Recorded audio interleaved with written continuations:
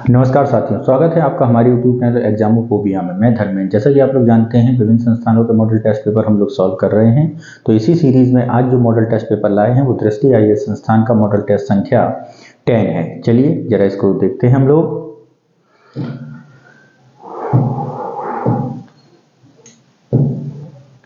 पहला क्वेश्चन इतिहास से रिलेटेड है और इसे हम लोग देखते हैं। आरंभिक वैदिक काल एवं उत्तर वैदिक काल के संबंध में निम्नलिखित कथनों पर विचार कीजिए। आरंभिक वैदिक काल में समाज जनजातीय, समतावादी और मुख्य रूप से पशुपालक था, जबकि उत्तर वैदिक काल में समाज में स्त्रीकरण हुआ और कृषि अर्थव्यवस्था का मुख्य आधार बन गई।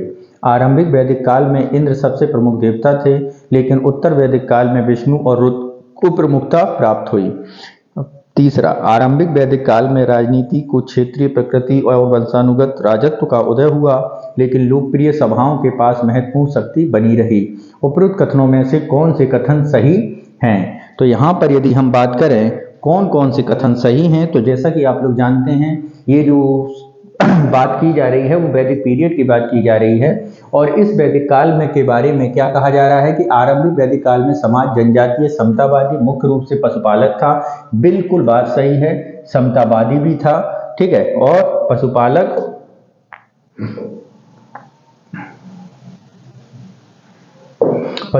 था। ये दोनों बातें बिल्कुल सही हैं। इसके बाद समाज में स्त्रीकरण हुआ और कृषि अर्थव्यवस्था का मुख्य आधार बन गई, यानी कृषि का प्रारंभ तो हो गया था और आधार भी बन गई, यानी पहला स्टेटमेंट हमारा पूर्णतः सही है। इंद्र प्रमुख देवता थे, बिल्कुल सही है, प्रारंभ में इंद्र प्रमुख थे, लेकिन बाद में विष्णु और रुद्र यानी शंकर की भी प्रमुखता हो गई, ये भी बात बिल्कुल सही। आरंभिक वैदिक काल में राजनीति का क्षेत्रीय प्रकृति वंशानुगत राजत्व का उदय हुआ, नहीं, वंशानुगत राजत्व नहीं हुआ था, लेकिन सभाओं के पास महत्वपूर्ण शक्ति बनी रही, तो वो तो सही है, लेकिन राजत्व जो था वो भी वंशानुगत नहीं हुआ था, तो ये बात बिल्कुल गलत है। उत्तर वैदिक काल में ये चीज हम देख सकते हैं, तो ये सही होगा। तो ऑप्शन यहाँ पर देखेंगे पहला और दूसरा, यानी ए ऑप्शन हमारा सही होगा।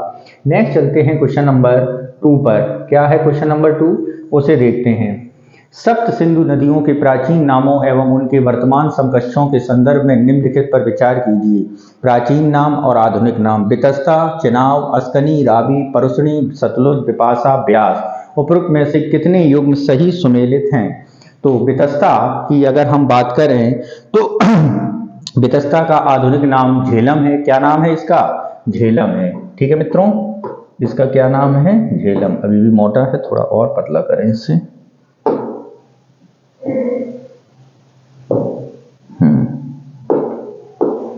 ठीक है, झेलम हो गया।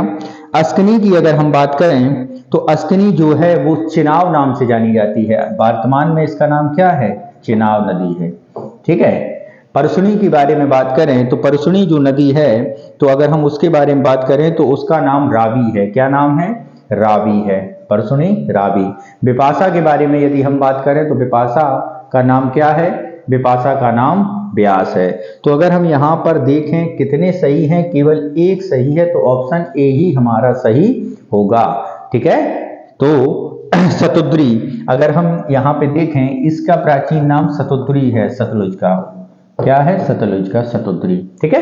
तो बाकी के सारे दिए ही गए हैं। वितस्ता का बता ही दिया है, अस्कनी का चिनाब हो गया, परसुनी का रावी हो गया, बिपाशा का ब्यास हो गया। नेक्स्ट चलते हैं क्वेश्चन नंबर 3 पर।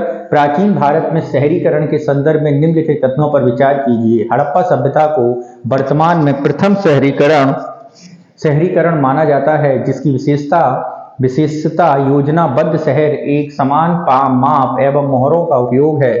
कांस की खोज के कारण 6ठी शताब्दी ईसा पूर्व में गंगा बेसिन में द्वितीय शहरीकरण का विकास हुआ है। ठीक है। तो यदि हम बात करें प्रथम शहरीकरण के संबंध में, हड़प्पा सभ्यता को भारत का प्रथम नगरीकरण माना जाता है। ये बात बिल्कुल सही है। क्यों माना जाता है? क्योंकि ये योजनाबद्ध शहर है, एक समान माप एवं मोहरें का उपयोग करते थे। कांस की खोज के कारण 6ठी शताब्दी के पूर्व में गंगा बेसिन में द्वितीय शहरीकरण का विकास हुआ है। तो ये भी स्टेटमेंट क्या है मित्रों? बिल्कुल सही ही जान पड़ता है कि द्वितीय नगरीकरण 6वीं शताब्दी में हुआ था। ठीक है। तो यहाँ भी ये दोनों कथन बिल्कुल सही हैं। देखते हैं आगे क्या है स्टेटमेंट, उसको समझते हैं। तो यहाँ पर यदि हम देखें द्वितीय नगरीकरण के बारे में, तो लोहे और हथियार की खोज के बाद द्वितीय नगरीकरण हुआ था। तो यहाँ पर अगर हम बात करते हैं कि कांस्य युग, नहीं, कांस्य युग की खोज के कारण 6ठी शताब्दी में नहीं, लोहे की खोज के कारण, किसके कारण, लोहे की खोज के कारण द्वितीय नगरीकरण। तो ये कथन तो क्या हो जाएगा, गलत हो जाएगा। तो कितने कथन सही है, केवल एक कथन सही है। तो ऑप्शन देखते हैं जरा, कथन दोनों नहीं, कथन एक नहीं, कथन एक सही है किंतु दो नहीं है। तो यहाँ पर ऑप्शन सी जो है हमारा सही हो जाएगा। नेक्स्ट है क्वेश्चन नंबर 4। क्या कह रहा है क्वेश्चन नंबर 4, उसे देखते हैं। निम्नलिखित कथनों पर विचार कीजिए। बौद्ध ग्रंथ, विवरण, सूत्र पिटक, बुद्ध के प्रवचन एवं शिक्षाएं, विनय पिटक, मठ के अनुशासन के नियम, अभिधम्म पिटक, दार्शनिक चर्चाएं एवं व्याख्याएं, जातक, बुद्ध के पूर्व जन्म की कहानियां, उपरोक्त में से कितने युग्म सही सुमेलित हैं। तो यहाँ पर यदि हम बात करें, सूत्र पिटक बुद्ध के प्रवचन एवं शिक्षाएं हैं, सही है। विनय पिटक मठ के अनुशासन और नियम है। अभिधम्म पिटक दार्शनिक चर्चाएं और व्याख्याएं हैं। जातक बुद्ध के पूर्व जन्म की कथाएं हैं। ये चारों बातें बिल्कुल सही हैं। तो ऑप्शन सी डी हमारा सही हो जाएगा। नेक्स्ट चलते हैं क्वेश्चन नंबर 5 पर। क्या है क्वेश्चन नंबर 5, उसे देखते हैं। मौर्य शासन के संदर्भ में निम्नलिखित में से कौन सा प्रादेशिकों द्वारा किए गए कार्य का सटीक वर्णन करता है। ग्राम स्तर पर न्यायिक कार्यों, ठीक है। तो फिर आगे क्वेश्चन नंबर 5 देख रहे थे हम। तो क्वेश्चन नंबर 5 में क्या है, मौर्य शासन के संदर्भ में निम्नलिखित कथनों में से कौन से प्रादेशिकों द्वारा किए गए कार्य का सटीक वर्णन करता है। ग्राम स्तर पर न्यायिक कार्यों के राजस्व निर्धारण के लिए जिम्मेदार उच्च पदस्थ अधिकारी, प्रांतों में खजाने, ठीक। तो पहला, ग्राम स्तर पर न्यायिक कार्यों में राजस्व निर्धारण के लिए जिम्मेदार उच्च पदस्थ अधिकारी। दूसरा, प्रांतों में राजा खजाने और भूमि अभिलेखों का प्रबंधन के लिए जिम्मेदार अधिकारी। तीसरा, जिला स्तर पर अधिकारी जो प्रशासन एवं लोक कल्याण की देखरेख करते थे। चौथा, तथा धर्म प्रचार के लिए प्रत्येक 5 वर्ष की यात्रा किया जाते थे। चौथा, स्थानीय ग्राम प्रधान कानून एवं व्यवस्था बनाए रखने एवं तथा गांव में बुजुर्ग के साथ समन्वय स्थापित करने के लिए जिम्मेदार होते हैं। तो यहाँ पर यदि हम बात करें कौन सा कथन सही है, तो प्रादेशिक जिला स्तर के अधिकारी जो प्रशासन एवं लोक सेवा कल्याण की देखरेख करते थे और धर्म प्रचार के लिए प्रत्येक यात्रा करते थे। तो यहाँ पर कौन सा ऑप्शन सही है, तो ऑप्शन सी जो है वो हमारा सही हो जाएगा। नेक्स्ट चलते हैं क्वेश्चन नंबर 6 पर। क्या कह रहा है 6, इसे देखते हैं। गुर्जर प्रतिहार शासकों का कालक्रम के संदर्भ में निम्नलिखित में से कौन सा क्रम सही है। नागभट्ट प्रथम, वत्सराज, मिहिरभोज, महेंद्रपाल। नागभट्ट प्रथम, मिहिरभोज, वत्सराज, महेंद्रपाल। तो यदि हम गुर्जर प्रतिहार के बारे में बात करें तो मित्रों, गुर्जर प्रतिहार में सबसे जो प्रथम राजा था वो नागभट्ट प्रथम थे और उसके बाद लास्ट अगर हम बात करें तो महेंद्रपाल थे। तो नागभट्ट प्रथम और महेंद्रपाल के बाद अगर हम देखेंगे ध्यान से तो 2 ऑप्शन हैं जहां पर ये चीज कही गई है, ठीक है। लेकिन अगर हम बात करें मिहिरभोज वत्सराज से पहले थे, ठीक है। तो ऑप्शन ए जो है वो हमारा सही हो जाएगा।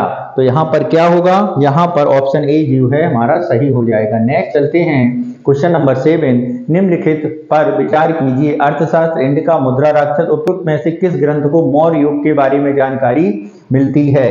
तो अगर हम बात करें मौर्य युग के बारे में जानकारी हमें अर्थशास्त्र से भी मिलती है और मौर्य युग के बारे में जानकारी हमें किससे और मिलती है, इंडिका से भी मिलती है। जबकि विशाख दत्त का मुद्रा राक्षस भी हमें मौर्य युग के बारे में जानकारी देता है, यानी तीनों सही है।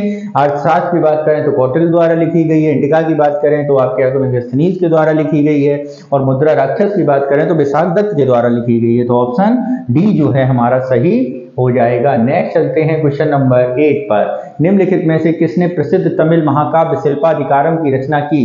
तो शिल्पाधिकारम जो एक प्रेम ग्रंथ है, ठीक है, जिसमें बात की गई है एक मणिमेखला, शिवांक और चिंतामणि, वेलिपति और कुंडल कोशी जैसे 5 तमिल महाकाव्यों में से आता है शिल्पाधिकारम और इसकी रचयिता है इलिंगो। कौन है, इलिंगो, यानी ऑप्शन कौन सा सही होगा, बी जो है हमारा सही हो जाएगा। नेक्स्ट चलते हैं क्वेश्चन नंबर 9 पर। क्या कह रहा है 9, इसे देखते हैं।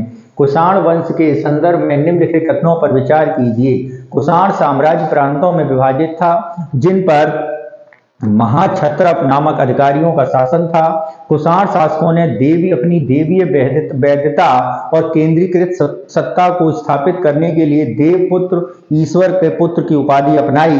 तीसरा, अश्वघोष एक प्रमुख बौद्ध संत कुषाण वंश के राजा कनिष्क के समकालीन थे। उपरोक्त कथनों में से कौन से कथन सही हैं? तो यहाँ पर यदि हम बात करें कुषाण वंश के संदर्भ में, कुषाण साम्राज्य प्रांतों में विभाजित था जिसमें महाक्षत्रप नामक अधिकारी होता था। बात बिल्कुल सही है।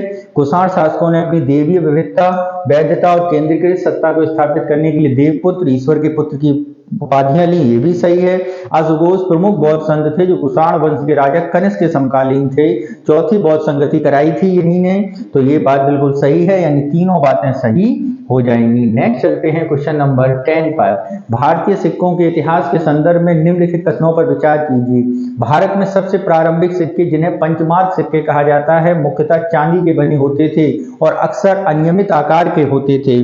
तो यहाँ पर यदि हम बात करें, पंचमार सिक्के आरंभिक सिक्के होते जो मुख्यतः चांदी के बने होते थे और कुछ सिक्के तांबे के भी बने होते थे।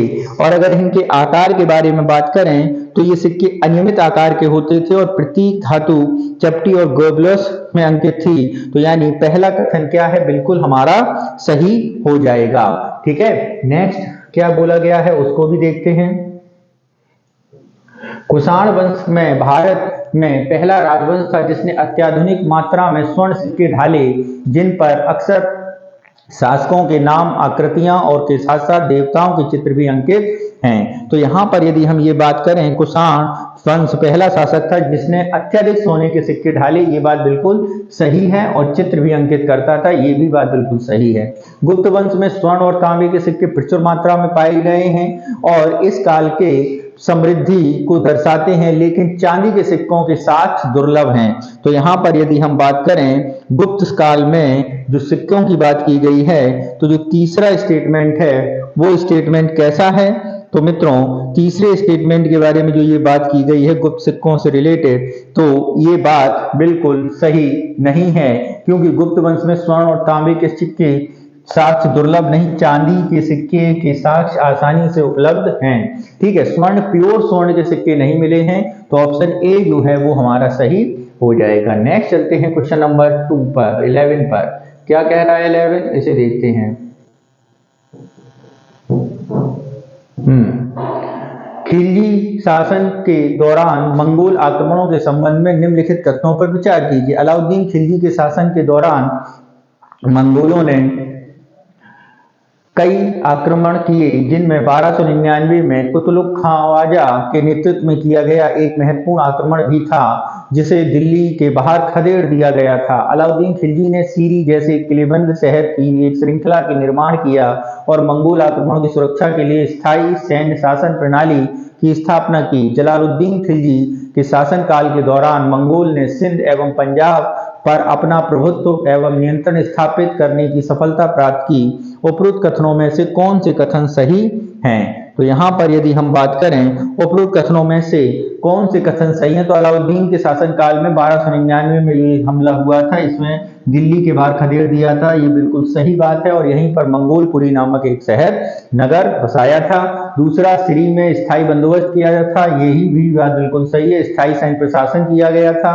जलालुद्दीन खिलजी के शासनकाल के दौरान मंगोल सिंध एवं पंजाब में अपना प्रभुत्व स्थापित करने में सफलता प्राप्त की थी, ये बिल्कुल गलत है, ऐसा कुछ नहीं हुआ था। ठीक है, जलालुद्दीन खिलजी के शासन के दौरान मंगोलों ने पंजाब में छापेमारी की, लेकिन सिंध में दीर्घकालिक नियंत्रण का कोई साक्ष्य उपलब्ध नहीं है, तो ऑप्शन ए हमारा सही हो जाएगा। नेक्स्ट चलते हैं क्वेश्चन नंबर 12। क्या कह रहा है 12, सूचना का अधिकार अधिनियम के संदर्भ में निम्नलिखित कथनों पर विचार कीजिए। आरटीआई अधिनियम के तहत सभी व्यक्तिगत जानकारी के प्रकटीकरण से छूट दी गई। आरटीआई अधिनियम की धारा 12 के अनुसार केंद्रीय सूचना आयोग में एक मुख्य सूचना आयुक्त और अधिकतम 10 केंद्रीय सूचना आयुक्त शामिल होंगे। अधिनियम के अनुसार सूचना आयुक्तों का कार्यकाल एवं वेतन निर्वाचन आयुक्त के समान है। तो यहाँ पर यदि हम बात करें, आरटीआई अधिनियम के तहत सभी व्यक्तिगत जानकारी प्रकटीकरण से छूट दी गई, ये बात बिल्कुल सही है। आरटीआई अधिनियम की धारा 12 के अनुसार केंद्रीय सूचना आयोग एक मुख्य सूचना आयुक्त और अधिकतम केंद्रीय सूचना आयुक्तों को शामिल होंगे, ये भी बात बिल्कुल सही है। ठीक है। अधिनियम के अनुसार सूचना आयुक्त का कार्यकाल वेतन निर्वाचन आयुक्त के समान है, नहीं, ऐसा नहीं है, कार्यकाल निर्वाचन आयुक्त के समान है, वेतन नहीं है। ऑप्शन तीसरा गलत हो जाएगा, तो ऑप्शन ए हमारा सही होगा। नेक्स्ट चलते हैं क्वेश्चन नंबर 13। क्या कह रहा है, ग्राम न्यायालय अधिनियम 2008 के अनुसार ग्राम न्यायालयों के संदर्भ में निम्नलिखित कथनों पर विचार कीजिए। उनके पास सिविल और आपराधिक दोनों मामलों का क्षेत्राधिकार है, वे मोबाइल कोर्ट के रूप में कार्य करते हैं और उनसे भारतीय साक्ष्य अधिनियम 1872 का अनुपालन करने की अपेक्षा की जाती है। अधिनियम की धारा 3 के अंतर्गत राज्य सरकारों द्वारा ग्राम न्यायालयों की स्थापना अनिवार्य है। उपरोक्त में से कौन से कथन सही हैं? ठीक है, तो यहां पर यदि हम बात करें, ग्राम न्यायालयों के पास 2008 में कथनों पर उनके पास सिविल और आपराधिक मामले का क्षेत्राधिकार है, ये बात बिल्कुल सही है। वे मोबाइल कोर्ट के रूप में कार्य करते हैं और उनसे भारतीय साक्ष्य अधिनियम 1872 के संबंध में ये बात की गई है, तो वे भारतीय अधिनियम 1872 के अधीन कार्य करने का कोई बाध्यता नहीं है। ठीक है, ऐसी कोई बाध्यता नहीं है, ये गलत है। अधिनियम धारा 3 के अंतर्गत राज्य सरकारों और ग्राम न्यायालयों की स्थापना अनिवार्य बिल्कुल नहीं है, तो ये भी गलत है, केवल एक सही, ऑप्शन ए हमारा सही हो जाएगा। नेक्स्ट चलते हैं क्वेश्चन नंबर 14 पर। क्या है 14, उसे देखते हैं। अंतर्राष्ट्रीय दूरसंचार संघ ITU के और विश्व दूरसंचार मानकीकरण की सभा WTSA के संदर्भ में निम्नलिखित कथनों पर विचार कीजिए। WTSA का आयोजन प्रत्येक 5 वर्ष में किया जाता है और यह ITU के मानकीकरण कार्य के नियंत्रित करता है। वर्ष 2024 में WTSA का आयोजन पहली बार भारत एवं एशिया प्रशांत क्षेत्र में की गई है। ITU की स्थापना 1865 ईस्वी में हुई थी और संयुक्त राष्ट्र की एक विशेष एजेंसी है। उपरोक्त कथनों में से कौन से कथन सही हैं? तो यहाँ पर यदि हम बात करें, AC 2024 WTSA का आयोजन पहली बार भारत और एशिया प्रशांत क्षेत्र में किया गया, ये बात बिल्कुल सही है। ITU की स्थापना 1865 में हुई थी, संयुक्त राष्ट्र की विशेष एजेंसी है, ये भी बात बिल्कुल सही है। अंतर्राष्ट्रीय दूरसंचार संघ से संबंधित ये दोनों बातें बिल्कुल सही हैं, तो ऑप्शन 2 और 3 सही है, बी ऑप्शन हमारा सही होगा। नेक्स्ट चलते हैं क्वेश्चन नंबर 15। जम्मू और कश्मीर के भौगोलिक विशेषताओं के संदर्भ में उत्तर से दक्षिण निम्नलिखित में से कौन सा क्रम सही है? पहला, सक्सागाम घाटी, देपसांग मैदान, पैगोंग त्सो झील, डेमचौक, देपसांग मैदान, सक्साम घाटी, डेमचौक, पैक्सो झील। तो उत्तर से दक्षिण जाना है, यानी ऊपर से नीचे उतरना है। तो यहां पर यदि हम बात करें तो सक्साम घाटी सबसे उत्तरी स्थान पर है, जो कराकोरम रेंज के पास स्थित है, POK का हिस्सा है, यानी ये सबसे नॉर्थ में है। उसके बाद बात करें सक्साम घाटी के भूभाग का हिस्सा, जिसमें 1863 में पाकिस्तान ने चीन को सौंप दिया था। ठीक है, देपसांग मैदान सक्साम घाटी के दक्षिण में है, उत्तरी लद्दाख के कराकोरम दर्रों के पास है। ठीक है, दीसा, पैक्सो झील लद्दाख और डेमचौक, यानी ऑप्शन ए जो है वो हमारा सही होगा। नेक्स्ट चलते हैं क्वेश्चन नंबर 16 पर। क्या कह रहा है 16, उसे देखते हैं। आसियान देशों के संबंध में और उनकी राजधानियों के बारे में बताना है। Brunei, Bandar Seri Begawan, Malaysia, Kuala Lumpur, Laos, Hanoi, Cambodia, वियतनामी। तो यहाँ पर यदि हम राजधानी के बारे में बात करें तो कौन सी राजधानी कहाँ पर है? तो ब्रुनेई, बंदर सेरी बेगवान बिल्कुल सही है। मलेशिया के बारे में यदि हम बात करें तो मलेशिया की राजधानी कुआलालंपुर, ये भी सही है। ठीक है, तीसरा, लाओस के बारे में बात करें तो लाओस की राजधानी वियतनाई है। क्या है? वियनताइने।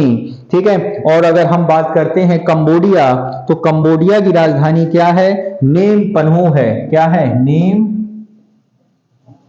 पन्हो। ठीक है, और यदि हम बात करें हनोई, तो हनोई जो है वो वियतनाम की राजधानी है। किसकी है? वियतनाम की राजधानी है। तो यहां पर केवल 2 ही सही सुमेलित हैं, तो ऑप्शन ए हमारा सही हो जाएगा। नेक्स्ट चलते हैं क्वेश्चन नंबर 17। क्या कह रहा है 17, उसे देखते हैं। ब्रिक्स समूह के संदर्भ में निम्नलिखित कथनों पर विचार कीजिए। 16वां ब्रिक्स शिखर सम्मेलन पहला शिखर सम्मेलन था जिसमें मिस्र, इथोपिया, ईरान और संयुक्त अरब अमीरात को नए सदस्य के रूप में शामिल किया गया। इस समूह का आरंभिक नाम ब्रिक था, जो 2009 में रूस के यकातेरिनबर्ग में आयोजित शिखर सम्मेलन में दक्षिण अफ्रीका में इसमें शामिल होने के बाद इसका नाम बदलकर ब्रिक्स कर दिया गया। न्यू डेवलपमेंट बैंक की स्थापना ऊफा घोषणा के तहत की गई थी और इसका मुख्यालय बीजिंग में है। ठीक है, तो यहां पर यदि हम बात करें ब्रिक्स के संबंधित में, तो ब्रिक्स में 16वां शिखर सम्मेलन ब्राजील, रूस, चीन और दक्षिण अफ्रीका से बढ़कर मिस्र, इथोपिया में शामिल हुए हैं। ये बात बिल्कुल सही है। दूसरा स्टेटमेंट की अगर हम बात करें तो इसका संघ गठन 2006 में ब्रिक्स के रूप में किया गया था। ठीक है, तथा 2010 में इसमें और परिवर्तन किया गया। कब हुआ था? 2010 में। तो ये स्टेटमेंट गलत हो जाएगा। न्यू डेवलपमेंट की स्थापना के बारे में बात करें तो न्यू डेवलपमेंट बैंक की स्थापना ब्राजील के फोर्टालेज़ा के छठे ब्रिक्स सम्मेलन में हुई थी। कहां हुई थी? ब्राजील में। ये तो बात गलत है, लेकिन ये बात सही है, तो ये भी गलत होगा, केवल एक सही होगा। ए ऑप्शन हमारा सही है। नेक्स्ट चलते हैं क्वेश्चन नंबर 18। वित्तीय आपातकाल के संबंध में निम्नलिखित कथनों पर विचार कीजिए। वित्तीय आपातकाल के दौरान राष्ट्रपति सर्वोच्च न्यायालय के न्यायाधीश को छोड़कर सरकारी कर्मचारियों के वेतन भत्ते में कटौती कर सकते हैं।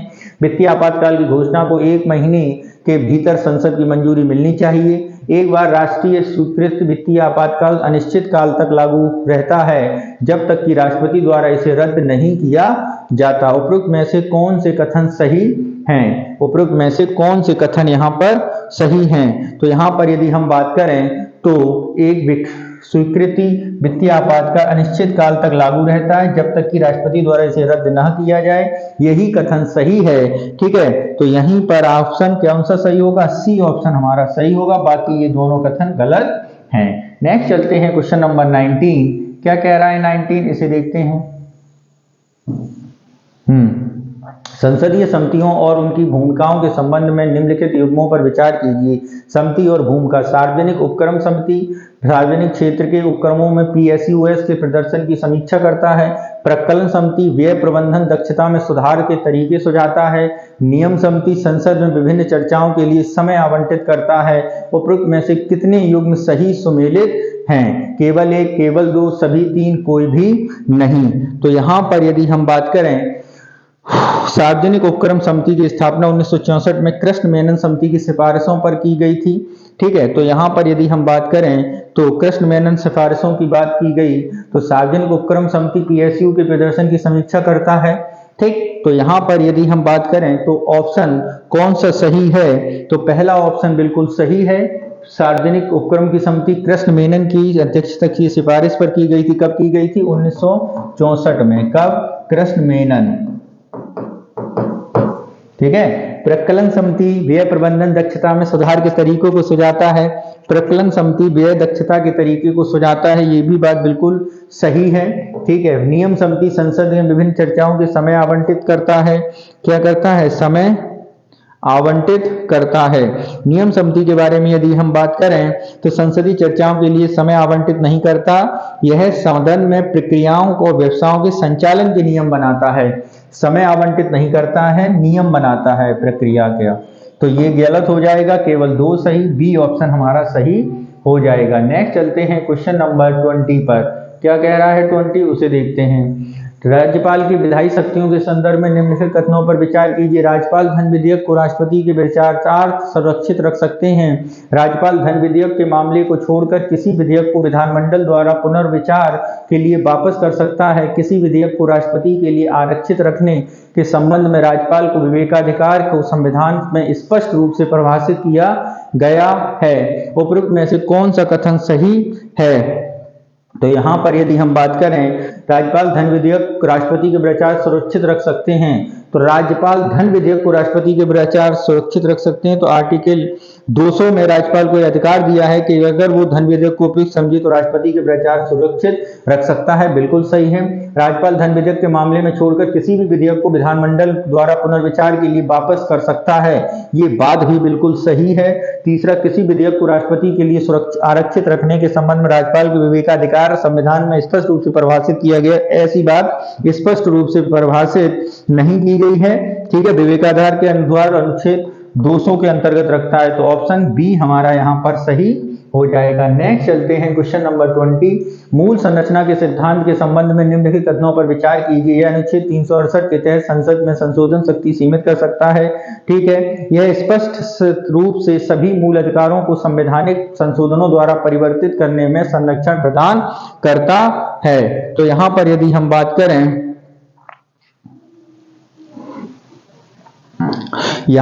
हम बात करें, तो पहला कथन बिल्कुल सही है और दूसरा कथन सही नहीं है। संवैधानिक संशोधन परिवर्तन करने में संरक्षण प्रदान करता है, ऐसी बात नहीं है।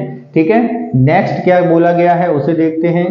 उन संशोधनों को लागू होता है जो संघवाद के सिद्धांतों का उल्लंघन करते हैं। संघवाद के सिद्धांतों का मुख्य घटक है एम.आर. बुम्मई। यह कथन बिल्कुल क्या है, सही बताया गया है। और ये जो व्याख्या की गई थी वो केशवानंद भारती केस में की गई थी। तो कितने सही है, 1 और 3, यानी ऑप्शन बी जो है हमारा सही हो जाएगा। नेक्स्ट चलते हैं क्वेश्चन नंबर 22 पर। क्या है 22 उसे देखते हैं।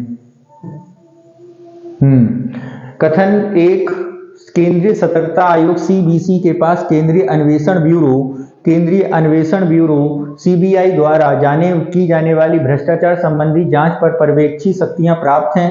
सीबीसी अधिनियम 2003 के आयोग को भ्रष्ट अधिकारियों के विरुद्ध सीधे मामले दर्ज करने और मुकदमा चलाने का अधिकार प्रदान करता है।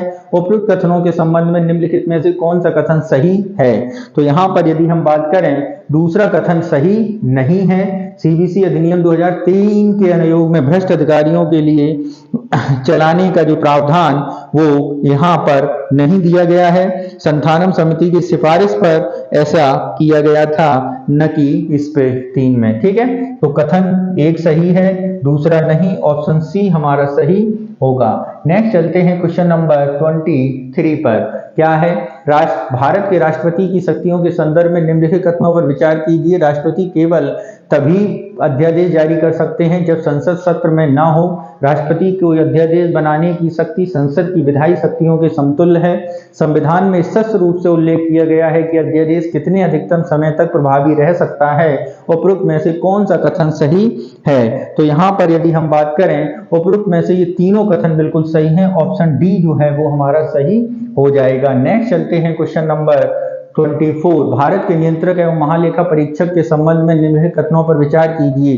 सीएजी भारत की संचित निधि और भारत की आकस्मिक निधि से किए गए सभी व्ययों का लेखा परीक्षण करता है। सीएजी अपनी रिपोर्ट राष्ट्रपति को सौंपता है, जो उन्हें संसद के समक्ष रखते हैं। निजी कंपनियों के लेखा परीक्षण में सीएजी की भूमिका उन मामलों तक सीमित है जिसमें सार्वजनिक वित्त शामिल हों। उपरोक्त में से कौन से कथन सही हैं? तो यहाँ पर यदि हम बात करें, ये तीनों कथन बिल्कुल सही हैं, यानी ऑप्शन डी जो है वो हमारा सही हो जाएगा। नेक्स्ट चलते हैं क्वेश्चन नंबर 25, अनुच्छेद 72 के तहत भारत के राष्ट्रपति की क्षमा शक्तियों के संबंध में निम्नलिखित कथनों पर विचार कीजिए।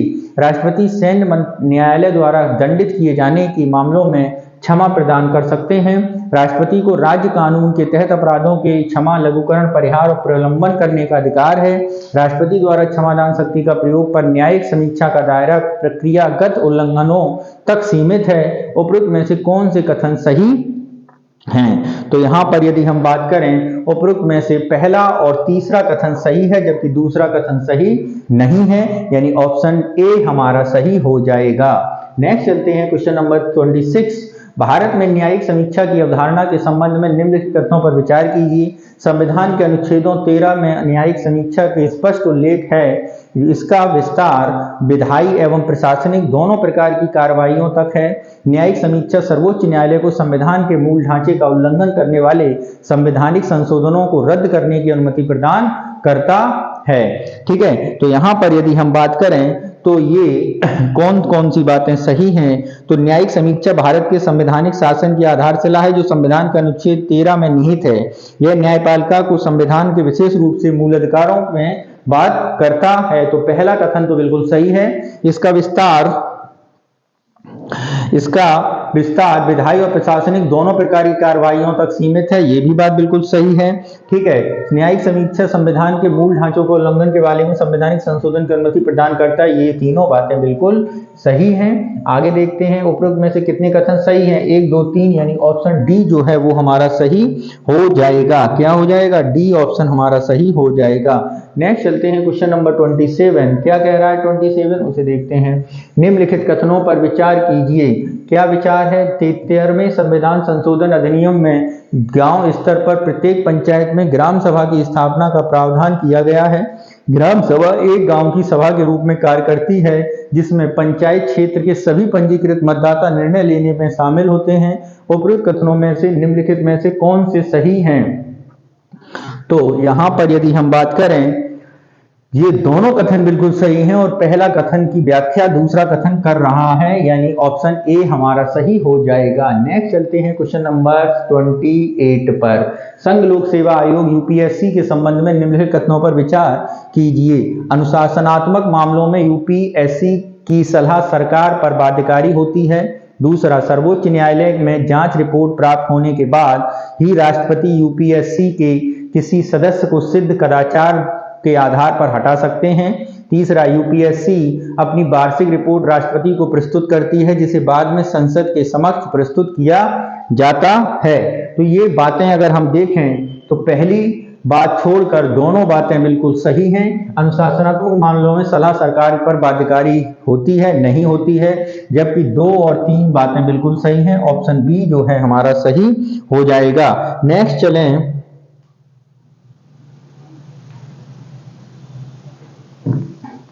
क्वेश्चन नंबर 29 पर। क्या है 29? कथन 1, लोकसभा अध्यक्ष को किसी संसद सदस्य द्वारा प्रस्तुत त्यागपत्र को स्वीकार या अस्वीकार करने का विवेकाधिकार होता है। संविधान अध्यक्ष को त्यागपत्र की स्वैच्छिक एवं वास्तविक प्रकृति को स्थापित करने का अधिकार प्रदान करता है। उपरोक्त कथनों में संबंध में निम्नलिखित में से कौन से सही हैं? कथन 1 कथन 2 दोनों सही हैं। कथन 2 कथन 1 की व्याख्या है। कथन 1 कथन 2 दोनों सही हैं। कथन 2 कथन 1 की व्याख्या नहीं है। तो यहाँ पर यदि हम बात करें, ये दोनों कथन बिल्कुल सही हैं और कथन 1 की व्याख्या भी की जा रही है। नेक्स्ट चलते हैं क्वेश्चन नंबर 30 पर। क्या कह रहा है 30?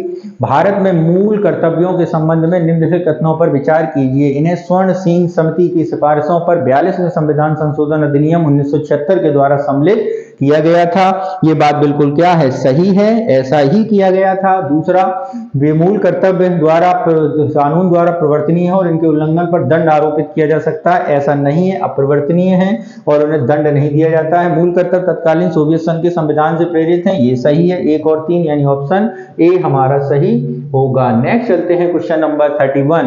निम्नलिखित कथनों पर विचार कीजिए। बताइए भैया विचार करके। भारत में संचित निधि भारत सरकार द्वारा प्राप्त सभी राजस्व शामिल होते हैं, सही है। भारत की संचित निधि से व्यय के लिए संसदीय अनुमोदन की आवश्यकता होती है, ये भी बात बिल्कुल सही है। ठीक है, ऑप्शन देखते हैं क्या क्या दिए गए हैं। उपरोक्त में से निम्नलिखित में से कौन से कथन सही हैं? कथन 1 कथन 2 दोनों सही हैं। एक की व्याख्या कर रहा है, नहीं। कथन 1 कथन 2 दोनों सही हैं, व्याख्या नहीं कर रहा है, ये सही होगा। नेक्स्ट चलते हैं क्वेश्चन नंबर 32 पर। क्या है 32? उसे देखते हैं। भारत के सर्वोच्च न्यायालय के क्षेत्राधिकार के संबंध में निम्नलिखित युग्मों पर विचार कीजिए। क्षेत्राधिकार का प्रकार, क्षेत्र उदाहरण। सलाहकार क्षेत्राधिकार मूल अधिकारों को लागू करने के लिए रिट जारी करना। मूल क्षेत्राधिकार राज्यों के बीच या संघ व राज्यों के बीच विवाद का समाधान करना। अपीलीय क्षेत्राधिकार निचली अदालतों और निर्णयों के विरुद्ध अपील की सुनवाई। तो यहाँ पर यदि हम बात करें कौन सा बात सही है, तो यहाँ पर मित्रों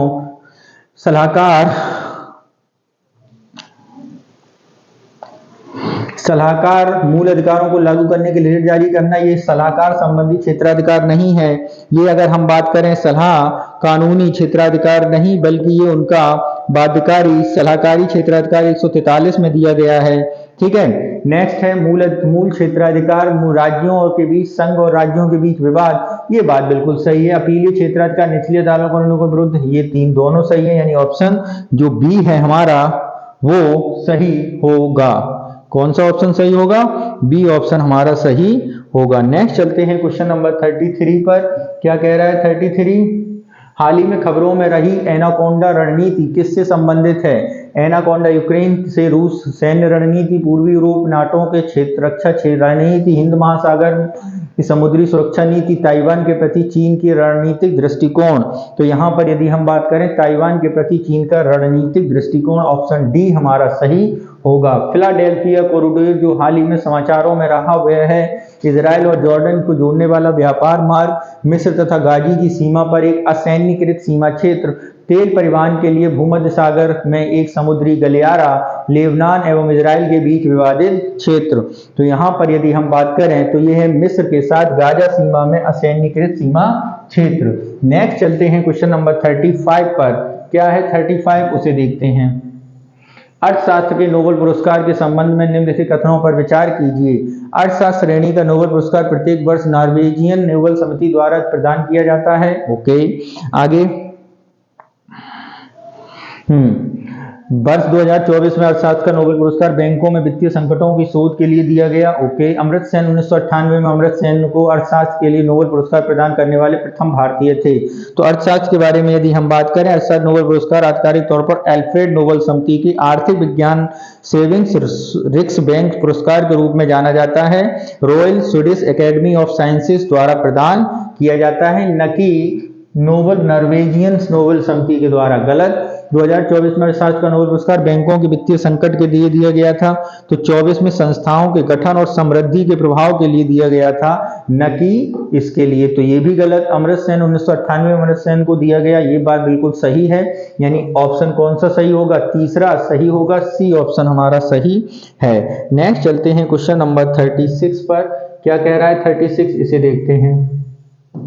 बिजनेस रेडी बी रेडी सूचकांक 2024 के संदर्भ में निम्नलिखित कथनों पर विचार कीजिए। बी रेडी सूचकांक ने विश्व बैंक को व्यापक व्यापार सुगमता EODB से स्थिर रैंकिंग के स्थान में ले लिया है। हाल ही में यह बंद कर दिया गया था। सूचकांक का उद्देश्य समावेशी निजी क्षेत्र के विकास को बढ़ावा देना और वैश्विक कारोबारी हॉल का मूल्यांकन करना है। भारत बी रेडी सूचकांक के प्रथम चरण में शामिल 50 अर्थव्यवस्थाओं में शामिल हैं। उपरोक्त कथनों में से कौन से कथन सही हैं? तो यहाँ पर यदि हम बात करें, पहला और दूसरा कथन बिल्कुल सही है। ऑप्शन ए जो है वो हमारा सही होगा। नेक्स्ट चलते हैं क्वेश्चन नंबर 37। वैश्विक नवाचार सूचकांक GII 2024 के संदर्भ में निम्नलिखित कथनों पर विचार कीजिए। वैश्विक नवाचार सूचकांक 2024 में 133 देशों में से भारत में ने 39वें स्थान प्राप्त किया है। वैश्विक नवाचार सूचकांक विश्व बौद्धिक संपदा संगठन WIPO द्वारा कॉर्नेल विश्वविद्यालय और इनसेड बिजनेस स्कूल के सहयोग से जारी किया जाता है। उपरोक्त में से कौन से कथन सही हैं? ये दोनों कथन बिल्कुल सही हैं। ऑप्शन सी जो है वो हमारा सही होगा। नेक्स्ट चलते हैं क्वेश्चन नंबर 38 पर। क्या कह रहा है 38, इसे देखते हैं। भारत निम्नलिखित कथनों पर विचार कीजिए। भारत का विदेशी मुद्रा भंडार 700 अरब डॉलर तक बढ़ गया है, जिससे अमेरिका और चीन के बाद 700 अरब डॉलर के आंकड़े को पार करने वाला विश्व का तीसरा देश बन गया है। कौन सा देश बन गया है? तीसरा देश बन गया है 700 अरब डॉलर पार करने वाला। तो ये बात तो सही नहीं है। भारत का विदेशी मुद्रा भंडार 701 अरब डॉलर तक बढ़ गया है। चीन, जापान, स्विट्जरलैंड के बाद 700 अरब का आंकड़ा करने वाला भारत कौन सा देश है? भारत चौथा देश है। ठीक है। भारत के बढ़ते विदेशी भंडार में वित्तीय अनिश्चितताओं से निपटने के लिए अपनी व्यापार निवेश रणनीति आवश्यकताओं को पूरा करने की देश की बढ़ती क्षमता का पता चलता है। ठीक है, ये बात बिल्कुल क्या है? सही है। तो उपरोक्त में से पहला गलत है और दूसरा सही। ऑप्शन डी जो है वो हमारा सही हो जाएगा। नेक्स्ट चलते हैं क्वेश्चन नंबर 39। हाल ही में समाचारों में रहा हेड इन हैंड पहल के संदर्भ में निम्नलिखित पर विचार कीजिए। क्या है ये? ठीक है, पहला, दक्षिण सागर चीन की बढ़ती शक्ति का सामना करने के लिए एक सैन्य सहयोग है। भारत ने इस पहल के संस्थापक सदस्य के रूप में है। तो यदि हम बात करें हैंड इन हैंड, यह 2019 में खाद्य एवं कृषि संगठन द्वारा आरंभ किया गया था। इसका उद्देश्य कृषि खाद्य प्रणालियों में परिवर्तन की गति देना और राष्ट्रीय संचालित महत्वाकांक्षा कार्यक्रम को पूर्ण करना है। ये दोनों बातें बिल्कुल गलत हैं, यानी ऑप्शन डी हमारा सही होगा। नेक्स्ट चलते हैं क्वेश्चन नंबर 40। लिपुलेख दर्रे के संदर्भ में निम्नलिखित कथनों पर विचार कीजिए। लिपुलेख दर्रा एक अंतरराष्ट्रीय पर्वतीय दर्रा है जो भारत, नेपाल और चीन की तिब्बत स्वायत्तता क्षेत्र के ट्राई जंक्शन पर स्थित है। उत्तराखंड में स्थित इस दर्रे की सुरक्षा संबंधी चिंताओं के कारण दशकों तक बंद कर रखने के बाद वर्ष 1962 में व्यापार तीर्थ यात्रा के लिए पुनः खोल दिया गया था। उपरोक्त में से कौन सा कथन सही है? तो यहाँ पर बात करें, लिपुलेख दर्रा भारत, नेपाल, चीन की स्वायत्त क्षेत्र में आता है, ये बात बिल्कुल सही है। उत्तराखंड इस दर्रे की सुरक्षा संबंधी चिंताओं के कारण, ये बात गलत है, ऑप्शन ए हमारा सही होगा। नेक्स्ट चलते हैं क्वेश्चन नंबर 41 पर। क्या है 41, इसे देखते हैं। वैश्विक भुखमरी सूचकांक 2024 के संबंध में निम्नलिखित कथनों पर विचार कीजिए। सूचकांक के अनुसार विश्व स्तर पर भारत में बाल कुपोषण दर सर्वाधिक है। भारत में 20% से अधिक जनसंख्या कुपोषण से पीड़ित है। यह सूचकांक क्रमशः आयरलैंड, जर्मनी के गैर सरकारी संगठनों concern world wide wealth hunger help द्वारा प्रकाशित किया जाता है। कौन से कथन इसमें सही हैं? तो यहाँ पर यदि हम बात करें, दूसरा कथन गलत है, बाकी दोनों कथन सही हैं। भारत में 20% से अधिक जनसंख्या कुपोषित नहीं। भारत में यदि हम बात करें तो कुपोषित की संख्या 13.7 है, 20 नहीं है अब। ठीक है, तो यहाँ पर ऑप्शन पहला और तीसरा सी ऑप्शन हमारा सही होगा। नेक्स्ट चलते हैं क्वेश्चन नंबर 42 पर। क्या है 42, उसे देखते हैं। भारत में फोर्टिफाइड राइस के संदर्भ में निम्नलिखित कथनों पर विचार कीजिए। फोर्टिफाइड राइस में iron, folic acid, vitamin B12 जैसे सूक्ष्म पोषक तत्व होते हैं और इसे भारतीय खाद्य सुरक्षा और मानक प्राधिकरण द्वारा निर्धारित मानकों के अनुसार सामान्य चावल में मिलाया जाता है। फोर्टिफाइड राइस पहल एक केंद्रीय प्रायोजित योजना है जिसका उद्देश्य वित्त पोषण केंद्र एवं राज्यों द्वारा 60:40 के अनुपात में किया जाता है। तो यहाँ पर यदि हम बात करें तो कौन सा ऑप्शन सही है? पहला ऑप्शन सही है, दूसरा नहीं, ऑप्शन ए हमारा सही है। यदि हम बात करें तो 100% वित्त पोषण भारतीय करीब प्रधानमंत्री गरीब कल्याण के अंतर्गत किया जाता है। सीधा का सीधा 60-40 का कोई रेशियो नहीं है। नेक्स्ट है क्वेश्चन नंबर 43। नोबेल पुरस्कार विजेता 2000 संदर्भ में निम्नलिखित कथनों पर विचार कीजिए। नोबेल पुरस्कार विजेता भौतिक विज्ञान जॉन जे हॉपफील्ड और जेफरी हिटन कृत्रिम तंत्रिका नेटवर्क के साथ मशीन लर्निंग को सक्षम करने वाली आधारभूत खोज। तो यहाँ पर यदि हम बात करें तो कौन सा ऑप्शन सही होगा? तो 2024 में नोबेल पुरस्कार जो भौतिक विज्ञान के लिए दिया गया था वो जॉन जे हॉपफील्ड और जेफरी हिंटन को दिया गया था, कृत्रिम तंत्रिक नेटवर्क के साथ मशीन लर्निंग में सक्षम करने की आधारभूत खोज के लिए। सही है, ठीक है। आगे क्या दिया गया है उसे भी देखते हैं। रसायन के लिए अगर हम बात करें तो रसायन के लिए डेविड बेकर, डेविस थॉमसन और जॉन जम्पर को दिया गया है। किसके लिए? कंप्यूटेशनल प्रोटीन डिजाइन और प्रोटीन संरचना की भविष्यवाणी। सही है। चिकित्सा विक्टर एम्ब्रोस और गैरी लोकवन माइक्रो RNA की खोज और पोस्ट ट्रांसक्रिप्शन के लिए दिया जाता है। ऑप्शन 3 सही है। शांति हांगकांग परमाणु हथियारों से मुक्त विश्व प्रयास बनाने के लिए दिया गया है। चौथा अगर हम बात करें तो ये सही सुमेलित नहीं है। ठीक है, शांति के लिए जो पुरस्कार दिया है नियोन हिंडियांको को दिया गया है। नियोन हिंडियांको,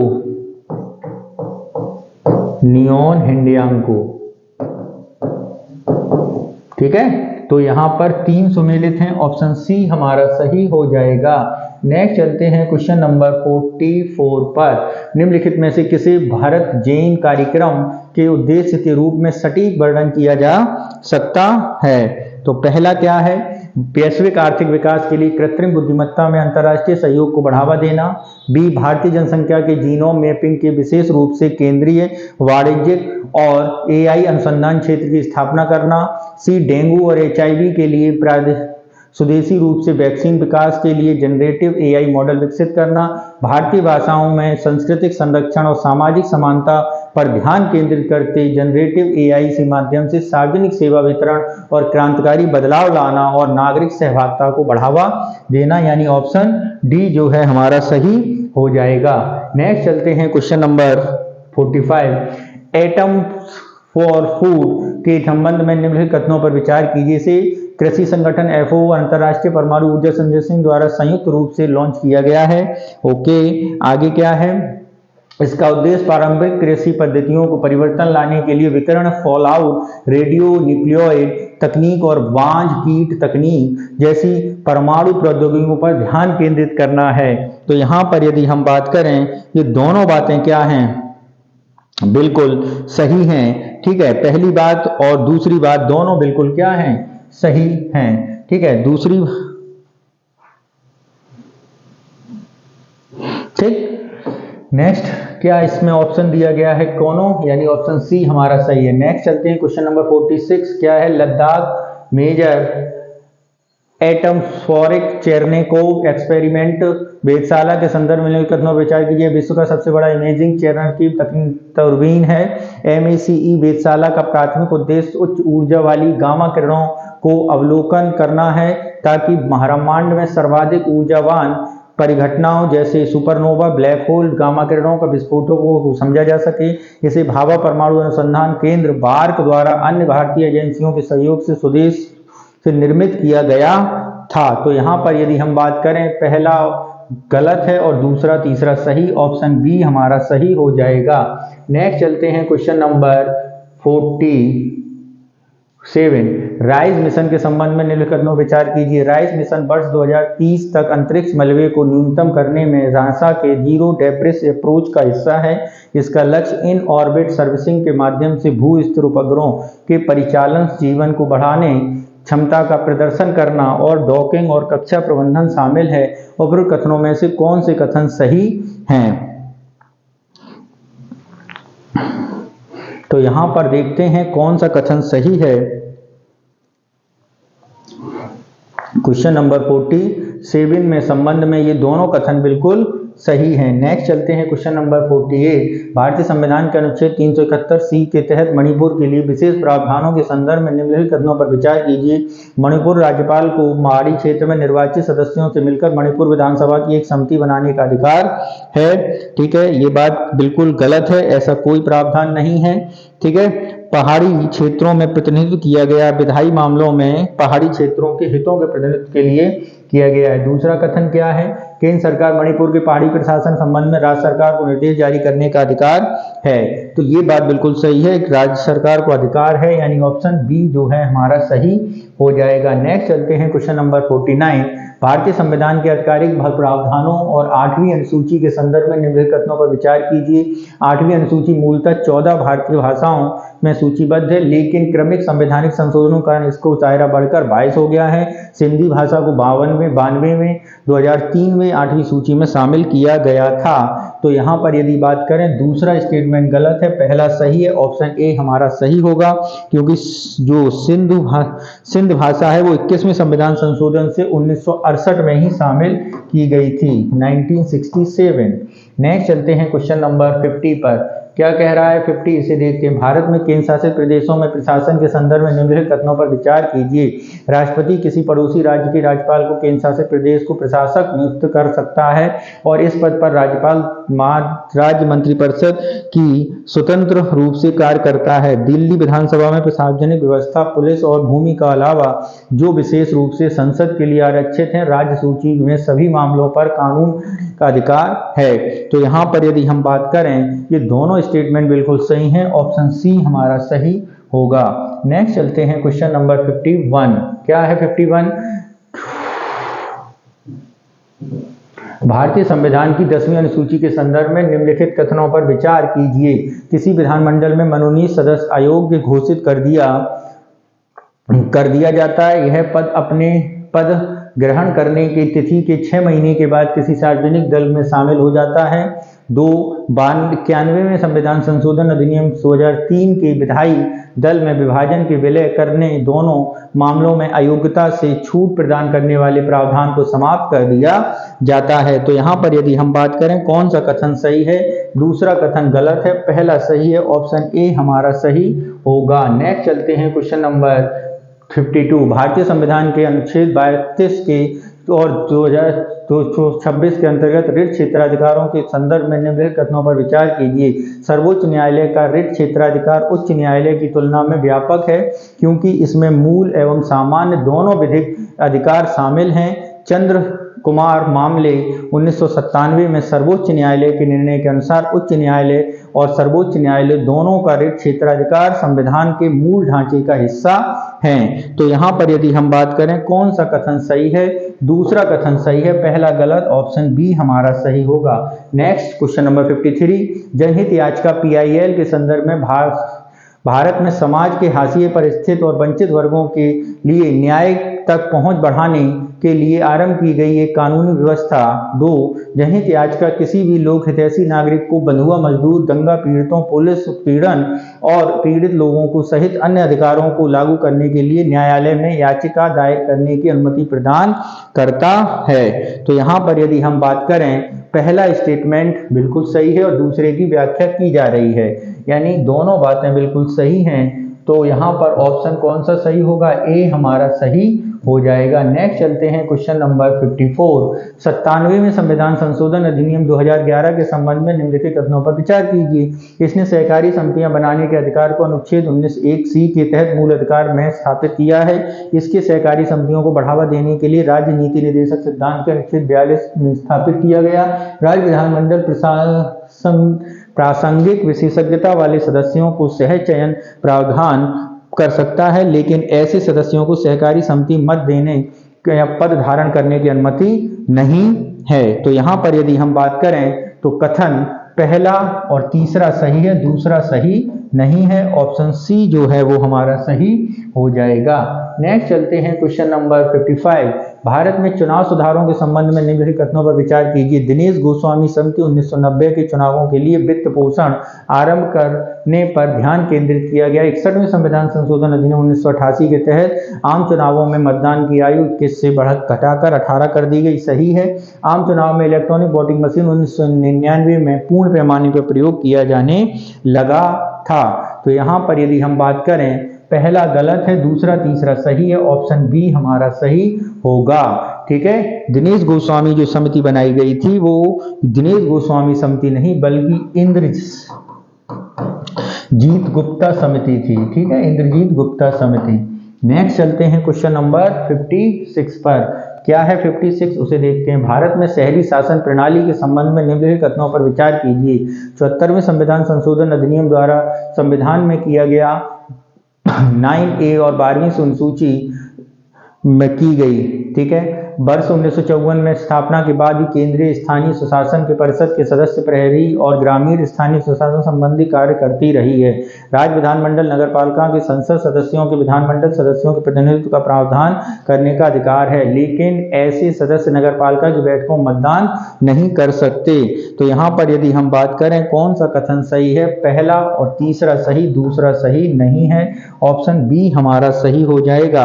1954 में अनुच्छेद 263 के तहत ऐसा किया गया था, हालांकि 1958 में इसे समाप्त कर दिया गया। नेक्स्ट चलते हैं क्वेश्चन नंबर 57, भारत के प्रधानमंत्री की नियुक्ति योग्यता के संबंध में निम्नलिखित कथनों पर विचार कीजिए। किसी ऐसे व्यक्ति को प्रधानमंत्री नियुक्त किया जा सकता है जो संसद के किसी भी सदन का सदस्य नहीं है, लेकिन पद पर बने रहने के लिए यह 6 महीने के भीतर किसी भी सदन की सदस्यता प्राप्त करनी होगी।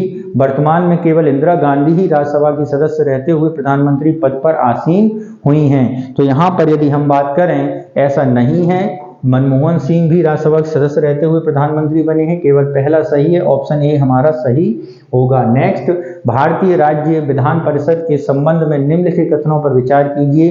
राज्य विधानमंडल राज्य परिषद विधान परिषद की सदस्य संख्या निर्धारित करता है, बशर्ते विधानसभा की सदस्य संख्या 1/3 से अधिक ना हो। भारत विधान परिषद के कुल सदस्यों में से 1/3 सदस्य राज्य के स्थानीय निकायों के सदस्यों द्वारा चुने जाते हैं, जबकि सदस्यों की संख्या का 1/6वां भाग राज्यपाल द्वारा नामित किया जाता है। तो यहाँ पर यदि हम बात करें तो दोनों कथन बिल्कुल सही हैं और ये व्याख्या भी कर रहा है, यानी यहाँ पर देखें, पहला कथन ही गलत है, दूसरा कथन सही है। ठीक है, ये कथन गलत है। विधान परिषद सदस्य संख्या निर्धारित बशर्ते विधानसभा सदस्य की 1/3 से अधिक ना हो, ऐसा नहीं है। ठीक है, 40 से अधिक नहीं हो सकती है। नेक्स्ट चलते हैं क्वेश्चन नंबर 59 पर। किस पर? 59 पर। क्या है 59? इसे देखते हैं। भारत के राष्ट्रपति की शक्तियों के संबंध में निम्नलिखित कथनों पर विचार कीजिए। यदि कोई धन विधेयक जिसकी पूर्व अनुशंसा के बिना पारित कर दिया जाता है तो वह राष्ट्रपति पर अत्यंतिक वीटो का प्रयोग कर सकते हैं। ये बात बिल्कुल गलत है। निलंबनकारी वीटो राष्ट्रपति को किसी साधारण विधेयक को पुनर्विचार के लिए पुनः वापस के लिए अनुमति प्रदान करता है, लेकिन संसद साधारण बहुमत से विधेयक को पुनः पारित करने को रद्द कर सकती है। ये बात बिल्कुल सही है। ऑप्शन बी हमारा सही होगा। नेक्स्ट चलते हैं क्वेश्चन नंबर 60 पर। क्या है? दीवानी इंसा, दीवानी रियासत, दीवानी मजलिस, दीवानी रिसालत। तो यहाँ पर बताना है कौन से किससे संबंधित हैं। तो यहाँ पर बात करें दीवानी इंसा शाही आदेशों के मसौदा तैयार करने वाला, बिल्कुल सही है। ठीक है, पहला हमारा सही हो गया है। दूसरा अलाउद्दीन के बाजार के नियम के लिए दीवानी रियासत था, बिल्कुल सही है। दीवानी रियासत अलाउद्दीन खिलजी। तीसरा दीवानी मजलिस केदास कोतवाली महोत्सव निगरानी रखता है, सही है। दीवानी रिसालत के बारे में बात करें तो ये भी हमारा क्या होगा? सही होगा। यानी चारों, ऑप्शन डी जो है वो हमारा सही होगा। क्या होगा? ऑप्शन डी जो है वो हमारा सही।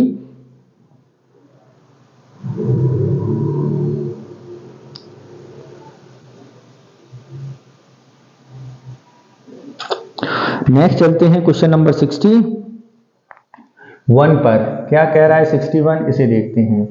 मोहम्मद बिन तुगलक द्वारा जारी सांकेतिक मुद्रा के संबंध में निम्नलिखित कथनों पर विचार कीजिए। मोहम्मद बिन तुगलक ने तांबे और पीतल के सिक्के जारी किए। प्रचलन में मौजूद चांदी और स्वर्ण के सिक्कों का स्थान लेने वाले थे। इब्न बतूता ने सुल्तान के सांकेतिक मुद्रा उपायों की कड़ी आलोचना की तथा इसे पूर्णतः असफल बताया। प्रयोग काफी हद तक असफल रहा क्योंकि राज्य की मशीनरी नए सिक्कों के निर्माण को रोक नहीं सकी। तो यहाँ पर यदि हम बात करें तो पहला स्टेटमेंट सही है, दूसरा स्टेटमेंट गलत और तीसरा सही। ऑप्शन सी हमारा सही हो जाएगा। नेक्स्ट चलते हैं क्वेश्चन नंबर 62। मध्यकालीन भारतीय इतिहास के संदर्भ में कौन सा भंडारवाड़ा का सटीक वर्णन करता है? धन निरपेक्ष प्रशासन में शामिल ब्राह्मणों की एक उपजाति, किलों के प्रबंधन के लिए ब्राह्मणों को राजस्व सहायता में गांव सौंपना, प्रशासनिक उद्देश्यों के लिए स्थानीय सैन्य प्रमुखों के दिए गांव, नए धार्मिक अनुदान सहायता के लिए आवंटित राजस्व। तो यहाँ पर यदि हम बात करें कौन सा कथन सही है तो ये है किलों के प्रबंधन करने वाले ब्राह्मण राजस्व। नेक्स्ट चलते हैं क्वेश्चन नंबर 63। पुस्तकें तारीख शेरशाही अब्बास शान सरवानी। तो तारीख शेरशाही के बारे में बात करें तो तारीख शेरशाही अब्बास शह सरवानी द्वारा ही कृत है। आलमगीरनामा, आलमगीरनामा के बारे में बात करें तो आलमगीर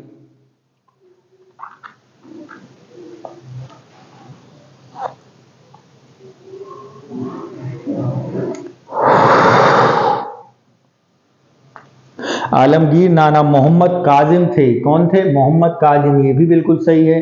तारीख फरिश्ता के बारे में बात करें तो तारीख फरिश्ता मोहम्मद कासिम फरिश्ता हैं। क्या नाम है? मोहम्मद कासिम फरिश्ता। ये गलत है। अल्फिन औलिया दारा सिको सही है, यानी कितने? 3 सही हैं। ऑप्शन सी हमारा सही होगा। नेक्स्ट है क्वेश्चन नंबर 64। निम्नलिखित में से कौन सा कथन मुगल साम्राज्य के तहत मनसबदारी संदर्भ में सही है? ऑप्शन ए, मनसब सैन्य प्रबंधन के प्रशासनिक जिम्मेदारियों दोनों के आधार पर प्रदान किए जाते थे। ठीक है, ये कथन बिल्कुल सही है। दूसरी बात देखते हैं आगे क्या बोला गया है। मनसबदार की 2 जागीर भूमि उत्पादकता पर ध्यान दिए बिना एक निश्चित आय प्रदान करती थी। नीचे दिए कूट का प्रयोग कर सही उत्तर बताइए। दूसरा स्टेटमेंट जो बोला गया है अगर उसके बारे में बात करें तो वो स्टेटमेंट सही नहीं है। मनसबदार दी गई जागीर भूमि तो केवल एक सही। ऑप्शन ए हमारा सही होगा। नेक्स्ट चलते हैं क्वेश्चन नंबर 65 पर। क्या है? अकबर के सामाजिक कल्याण नीतियों के संदर्भ में निम्नलिखित कथनों पर विचार कीजिए। अकबर ने सार्वभौमिक शांति सहिष्णुता को बढ़ावा देने के लिए सुलह कुल की नीति आरंभ की। उन्होंने 1964 में जजिया कर को समाप्त कर दिया जो मुसलमानों और गैर मुसलमानों के बीच मतभेद करता था। अकबर ने लड़कियों के लिए विवाह की न्यूनतम आयु भी तय की। उल्लंघन पर मृत्युदंड का प्रावधान था।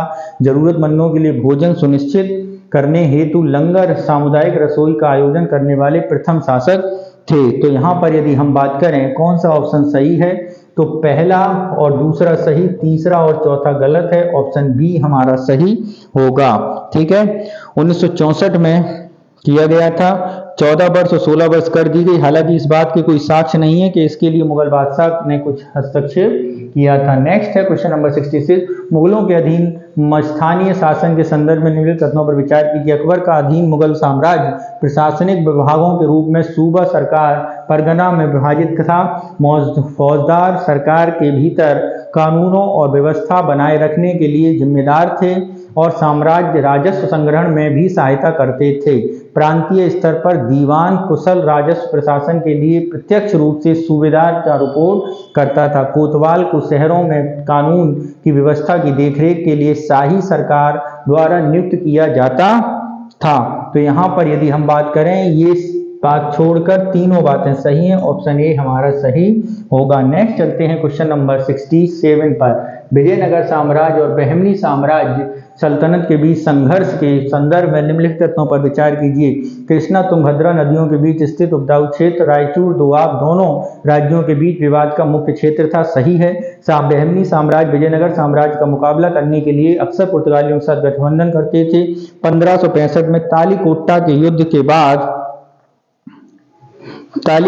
युद्ध के बाद ऐसे सल्तनत में निर्णायक हार हुई। तो यहाँ पर यदि हम बात करें, दूसरा स्टेटमेंट गलत है, बाकी ये दोनों सही हैं। ऑप्शन बी जो है हमारा सही हो जाएगा। नेक्स्ट चलते हैं क्वेश्चन नंबर 68, चोल संदर्भ में निम्नलिखित कथनों पर विचार कीजिए। क्या है?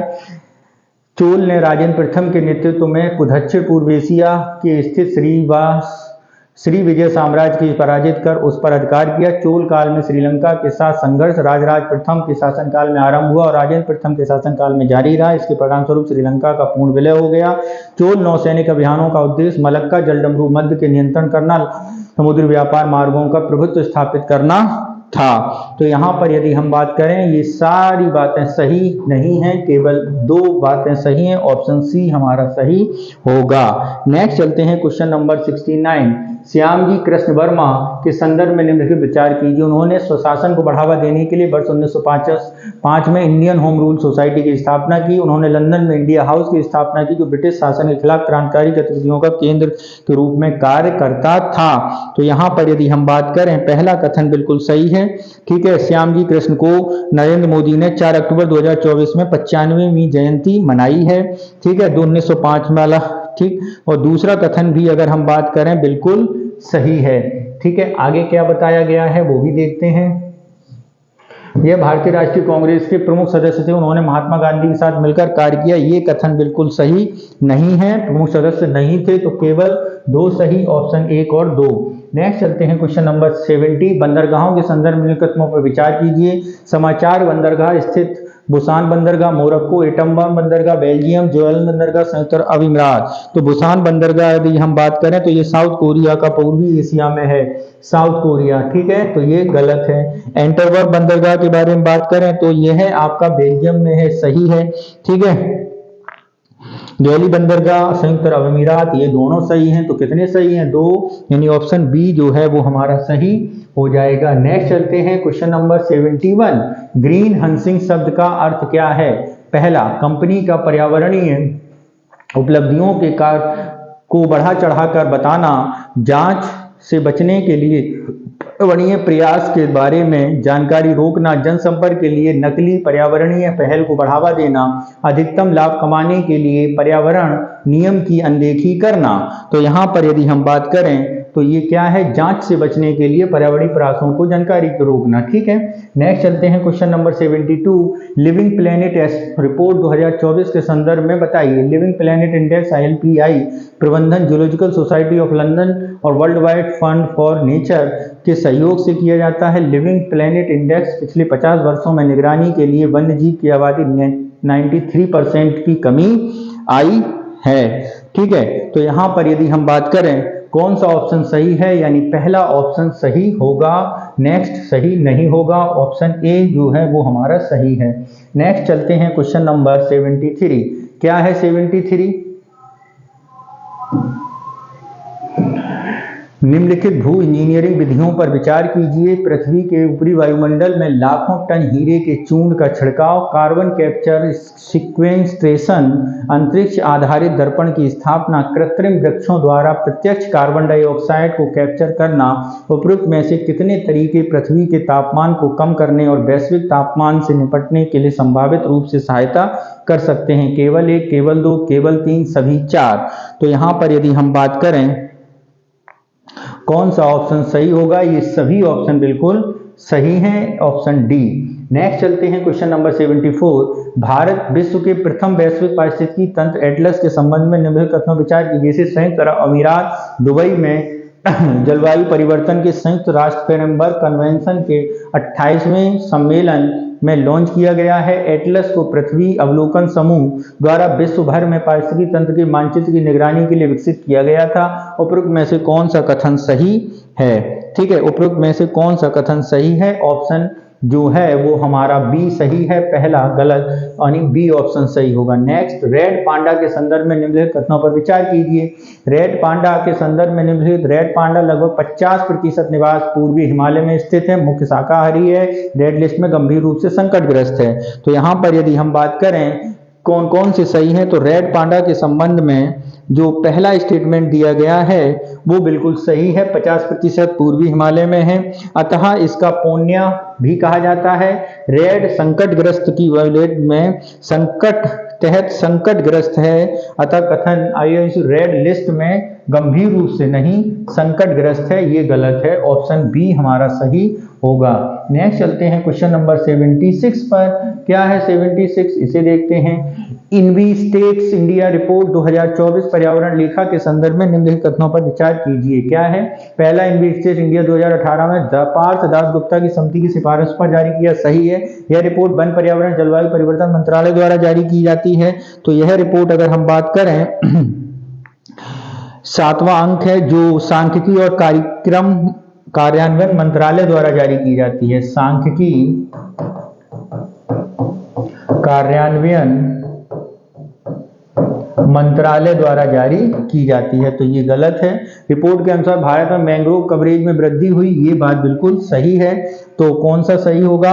ऑप्शन डी हमारा सही होगा, D is the right answer. Next चलते हैं क्वेश्चन नंबर 77। आरएनए के संबंध में निम्नलिखित कथनों पर विचार कीजिए। Micro RNA, miRNA, messenger RNA, mRNA को बांधकर प्रोटीन में रूपांतरण से बाधित करके जीन अभिव्यक्ति की नियंत्रित करता है। एमआरएनए, मैसेंजर आरएनए आनुवांशिक जानकारी को डीएनए के राइबोसोम तक ले जाता है और प्रोटीन संश्लेषण के लिए टेम्पलेट में कार्य करता है। उपरोक्त कथनों में से कौन से कथन सही हैं? उपरोक्त में से दोनों कथन बिल्कुल सही हैं, सी ऑप्शन हमारा सही होगा। नेक्स्ट चलते हैं क्वेश्चन नंबर 78। निम्नलिखित में से कौन से समाचार कृत्रिम तांत्रिक तंत्र का नेटवर्क के शब्द का सटीक वर्णन करता है? मशीन लर्निंग में प्रयुक्त जैविक न्यूरॉन्स का एक नेटवर्क है। डेटा को संसाधित करने के लिए मानव मस्तिष्क की संरचना का कार्य में प्रेरित एक कंप्यूटिंग प्रणाली उच्च गति अंकगणितीय कार्यों के लिए डिजाइन किया गया एक हार्डवेयर उपकरण है।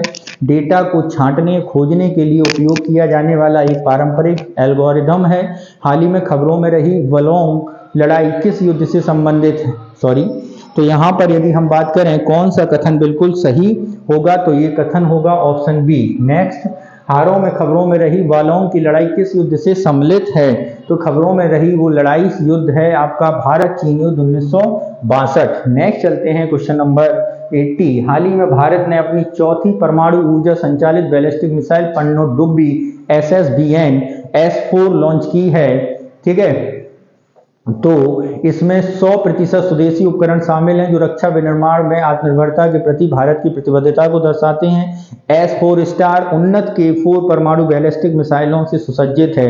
निम्नलिखित में से कौन से कथन सही हैं? तो यहाँ पर यदि हम बात करें कौन से कथन सही हैं, ये दो कथन ही सही हैं और पहला ऑप्शन गलत है, B option is the right answer. हाल ही में समाचार पत्रों में देखा गया चारोन ब्रह्मांड में मनुष्य द्वारा खोजी गई सुदूरतम वस्तु प्लूटो का सबसे बड़ा चंद्रमा, गैसीय संरचना वाला शनि का जुड़वा ग्रह, मिल्की वे, गंगा, आकाशगंगा, सबसे बड़ा ब्लैक होल।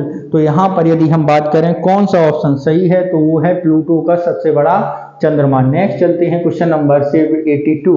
भारत में ट्रोकोमा और उसके उन्मूलन के संबंध में विचार कीजिए। ट्रोकोमा के जीवाणु जनित संक्रमण है जो उपचारों न किए जाने पर अंधापन हो सकता है, सही है। भारत 2017 से संक्रमण ट्रोकोमा से मुक्त घोषित किया गया। 24 तक ट्रोकोमा सार्वजनिक स्वास्थ्य समस्या का समाप्त का लक्ष्य रखा गया था, सही है। भारत सरकार ने ट्रोकोमा उन्मूलन 1963 में ट्रोकोमा नियंत्रण कार्यक्रम आरंभ किया, तीनों सही है, ऑप्शन डी हमारा सही होगा। नेक्स्ट चलते हैं क्वेश्चन नंबर 83, निम्नलिखित युग्मों पर विचार कीजिए। Tiger reserve Ramgarh Vishdhari tiger Rajasthan, सही है। दूसरा कैमूर वन्यजीव अभयारण्य बिहार, ये भी सही है। तीसरा अमनगढ़ टाइगर रिजर्व, ठीक है, ये भी क्या है, सही है, ठीक है। नेक्स्ट क्या दिया गया है आगे, निम्नलिखित में से कौन से सभी सही सुमेलित हैं, ऑप्शन सी हमारा सही होगा। नेक्स्ट चलते हैं क्वेश्चन नंबर 84, क्या कह रहा है, मराठी, पाली, तमिल, संस्कृत, उड़िया किस भाषा को शास्त्रीय भाषा का दर्जा प्रदान किया गया है। तो भारत में शास्त्रीय भाषा का दर्जा अगर हम बात करें तो इन सभी को प्रदान किया जा चुका है। इसके अलावा भारत में 6 भाषाओं को और को भी दर्जा प्राप्त है, वो हैं तमिल, संस्कृत, कन्नड़, तेलुगु, मलयालम और उड़िया, ठीक है। मराठी, पाली, प्राकृत, असमिया, बांग्ला शास्त्रीय भाषा को दर्जा और हैं। तो टोटल कितनी है, 11 भाषाएं हैं, प्लस 5 और हैं और टोटल 11 हैं, ठीक है। अगर हम बात करें तो बांग्ला, प्राकृत, ठीक है, असमिया,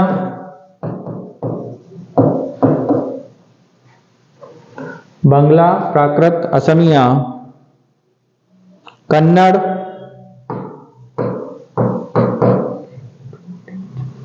एक और है जिसका नाम है मलयालम, ठीक है। तो 11 हैं, याद रखना। नेक्स्ट चलते हैं क्वेश्चन नंबर 85, क्या है, औद्योगिक अल्कोहल के संबंध में निम्नलिखित कथनों पर विचार कीजिए। औद्योगिक अल्कोहल एथेनॉल का शुद्ध रूप है जो मानव उपभोग के लिए उपयुक्त नहीं है, ठीक है। इसके बाद इस औद्योगिक अल्कोहल को मादक पदार्थ के रूप में वर्गीकृत किया गया। भारत में इसे संविधान की समवर्ती सूची में नियमित किया जाता है, बिल्कुल गलत, पहला सही, ऑप्शन ए हमारा सही होगा। नेक्स्ट चलते हैं क्वेश्चन नंबर 86 पर, क्या है, हाल ही में समाचारों में रहा सैम्पेन जनजाति मुख्य रूप से किस स्थान पर है। तो सैम्पेन जनजाति के बारे में यदि हम बात करें, पुडुचेरी, अंडमान निकोबार द्वीप समूह, लक्षद्वीप, तो ये कहां पर है, अंडमान निकोबार द्वीप समूह में है, ठीक है।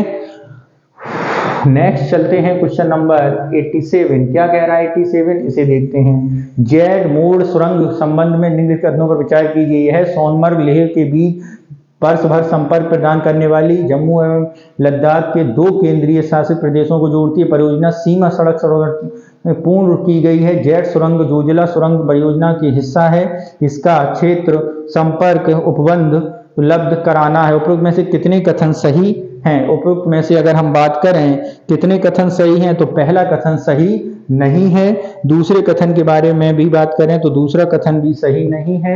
जेड सुरंग जोजिला सुरंग परियोजना का हिस्सा है, केवल एक सही है, ऑप्शन ए हमारा सही होगा। नेक्स्ट चलते हैं क्वेश्चन नंबर 88, क्या कह रहा है 88, इसे देखते हैं। निम्नलिखित कथनों पर विचार कीजिए। सोहगौरा ताम्रपत्र अशोक के पूर्व ब्राह्मी लिपि में से एक है जिसमें अकाल राहत प्रयासों का विवरण किया है, ठीक है।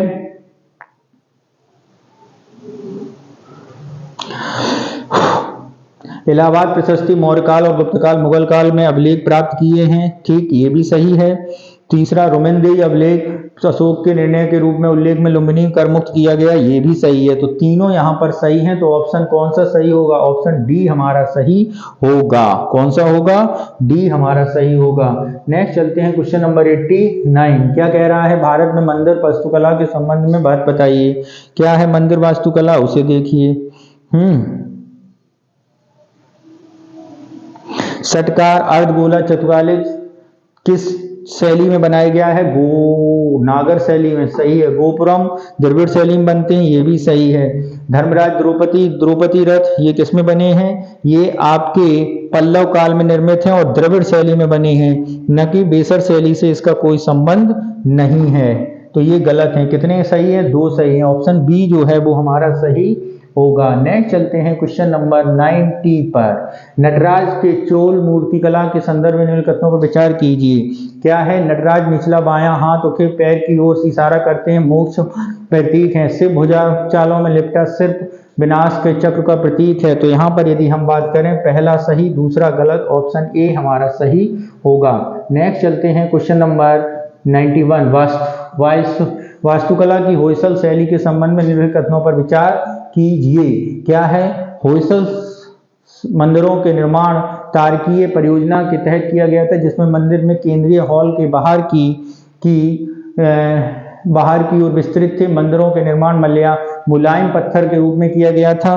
ठीक है, तो यहाँ पर यदि हम बात करें कौन सा कथन सही होगा, ये दोनों कथन बिल्कुल सही है, ऑप्शन सी हमारा सही है। नेक्स्ट, प्राचीन भारतीय विश्वविद्यालय बताए गए हैं और इनके बारे में बताना है। क्या है? पहला, आदित्यपुरी बौद्ध धर्म के वज्रयान संप्रदाय का विकास यहाँ हुआ। ये बिल्कुल क्या है? सही नहीं है। आदित्यपुरी बौद्ध धर्म के महायान संप्रदाय का विकास हुआ है। ठीक है, बौद्ध महाविहार है और इसमें बख्तियार खिलजी द्वारा इसको नष्ट किया गया था। दूसरा, बल्लवी जो गुजरात में मैत्रक राजवंश द्वारा हुआ था, सही है। विक्रमशिला तंत्र का भिक्षुओं से संबंधित है, ये भी सही है। जगदल के बारे में बात करें, नालंदा और विक्रमशिला के पतन के बाद विद्वानों को आश्रय दिया था, ये बात बिल्कुल गलत है। ठीक है, तो ये आपका हीनयान था और ये आपका वज्रयान था। तो दो सही दो गलत, यानी ऑप्शन बी जो है हमारा सही होगा। नेक्स्ट चलते हैं क्वेश्चन नंबर 93 पर।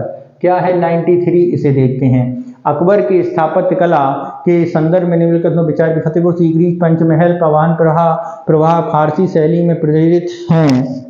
ठीक है, और आगे संबंध में समर्थन में हासिल है। अकबर द्वारा निर्मित बुलंद दरवाजा पूर्ण रूप से सफेद संगमरमर से निर्मित है, इसमें जाली बारीक का काम किया गया है। तो यहाँ पर यदि हम बात करें तो केवल पहला कथन सही है, दूसरा कथन सही नहीं है। नेक्स्ट चलते हैं क्वेश्चन नंबर 94। क्या कह रहा है 94? इसे देखते हैं। पारंपरिक कला में टिकुली कला, पट्टचित्र, पटुआ कला, सोरई चित्र। टुकली कला, बिहार के उत्पन्न टुकली कला हार्डबोर्ड में बनाई जाती है और आकृतियां उकेरी जाती है, मधुबनी रूपांकन से सुसज्जित है। ठीक है, ये बिल्कुल सही है। पट्टचित्र, ये चित्रों की रूपरेखा पेंसिल चारकोल द्वारा बनाई जाती है, ये सुमेलित नहीं है, गलत है। ठीक है, तीसरी, इसमें उद्गम उड़ीसा में हुआ था। तो पटुआ का उद्गम के बारे में बात करें तो बंगाल में इसका उद्गम हुआ था। कहां पर? बंगाल में, तो ये भी गलत है। ठीक है, तीसरा, सुरई चित्र चीनी मिट्टी मैगस्थनीज के तौर पर होती थी, ये बात बिल्कुल सही है। कितने सही हैं? दो सही हैं, ऑप्शन बी हमारा सही होगा। नेक्स्ट चलते हैं क्वेश्चन नंबर 95। भारत में भक्ति और सूफी आंदोलन के संबंध में विचार कीजिए। सूफीवाद भारत में उत्पत्ति अरबी भाषा के शब्द से हुई, जिसका तात्पर्य सन्यासियों द्वारा पहने जाने वाला ऊनी वस्त्र है। तो ये बिल्कुल क्या है? सही बात की गई है, ऐसा ही है। तो पहला कथन तो बिल्कुल सही है। दूसरे कथन में देखते हैं क्या है। भक्ति आंदोलन का उद्भव 15वीं शताब्दी को उत्तरी भारत में मोक्ष मार्ग की तपस्या के रूप में हुआ था। तो भक्ति आंदोलन के बारे में यदि हम बात करें तो इसका 15वीं शताब्दी में उत्तरी भारत का एक विस्तृत क्षेत्र था, स्थानीय भाषाओं के माध्यम से सुगम्य पूजा को बढ़ावा देने के लिए हुआ था, न कि मोक्ष के लिए। तो ये गलत हो जाएगा, केवल एक सही, ऑप्शन ए हमारा सही होगा। कर्नाटक संगीत के संबंध में निम्नलिखित कथनों पर विचार कीजिए। रागम कर्नाटक संगीत का एक मधुर अचूर सालना है जो राग और भावनात्मक गहराई को जोड़ देती है। मृदंगम संगत के बिना प्रस्तुत किया जाता है। तो यहाँ पर यदि हम बात करें, पहला कथन बिल्कुल सही है। दूसरा कथन, ढोल स्वर कल्पना तत्कालिक संरचना, ये भी बिल्कुल सही है। तो ऑप्शन सी हमारा सही होगा। नेक्स्ट चलते हैं क्वेश्चन नंबर 97। भारतीय लोक संगीत की परंपराओं से संबंधित बाउल, बनावनू, पंडवानी। तो बाउल के बारे में यदि हम बात करें तो बाउल एक धार्मिक संप्रदाय, बाउल संगीत परंपरा और बंगाली धार्मिक संप्रदाय से रिलेटेड है, सूफी परंपराओं से संबंधित, सही है। बनावुन कश्मीर, जम्मू कश्मीर का लोकगीत है और शादी ब्याह में गाया जाता है, सही है। पंडवानी छत्तीसगढ़ की एक लोक परंपरा है और ये भी क्या है? सही, सुमेलित है। तो तीनों सही है, ऑप्शन सी हमारा सही होगा। नेक्स्ट चलते हैं क्वेश्चन नंबर 98। क्या कह रहा है 98 निम्नलिखित कथनों पर विचार कीजिए। भारत के उपराष्ट्रपति के संबंध में, राष्ट्रपति का पद रिक्त हो जाता है तो भारत का उपराष्ट्रपति शेष कार्यकाल के लिए राष्ट्रपति पद पर आसीन रहता है। तो ये बात बिल्कुल गलत है, जब तक राष्ट्रपति नहीं रहता है तब तक रहता है, ये बात गलत। भारत में उपराष्ट्रपति का पद सृजित करने का प्राथमिक उद्देश्य राजनीतिक निरंतरता सुनिश्चित करना था, ये बात बिल्कुल सही है, ऑप्शन बी हमारा सही हो जाएगा। नेक्स्ट चलते हैं क्वेश्चन नंबर 99। भारतीय संविधान के अनुच्छेद 74 के संबंध में निम्नलिखित कथनों सहायता प्रदान की मंत्रिपरिषद में निम्नलिखित अर्ज कीजिए। राष्ट्रपति कुछ मामलों में मंत्रिपरिषद की सहायता सलाह के बिना भी कार्यकारी शक्ति को प्रयोग कर सकते हैं, जहां भी संविधान राष्ट्रपति की संतुष्टि मांग की गई है। राष्ट्रपति की संतुष्टि की बजाय मंत्रिपरिषद की संतुष्टि की बात यहाँ पर की गई है। तो यहाँ पर यदि हम बात करें तो पहला स्टेटमेंट जो है वो बिल्कुल सही नहीं है, 74 के अंतर्गत है। दूसरे स्टेटमेंट के बारे में बात करें तो ये स्टेटमेंट बिल्कुल सही है, ठीक है। इसमें आगे क्या दिया गया है, कौन सा ऑप्शन सही है, केवल दूसरा। नेक्स्ट और लास्ट क्वेश्चन है क्वेश्चन नंबर 100। क्या कह रहा है, भारतीय संसद के अधिनियम अनुसंधानों के बारे में बताइए। तो क्या कह रहा है, अनुपूरक अनुदान तब स्वीकृत किए जाते हैं जब चालू वित्तीय वर्ष की किसी लोक सेवा में वित्त अपर्याप्त रूप से होता है, ठीक है। तो जो ये स्टेटमेंट दिया गया है, ये स्टेटमेंट क्या है, बिल्कुल भी सही है।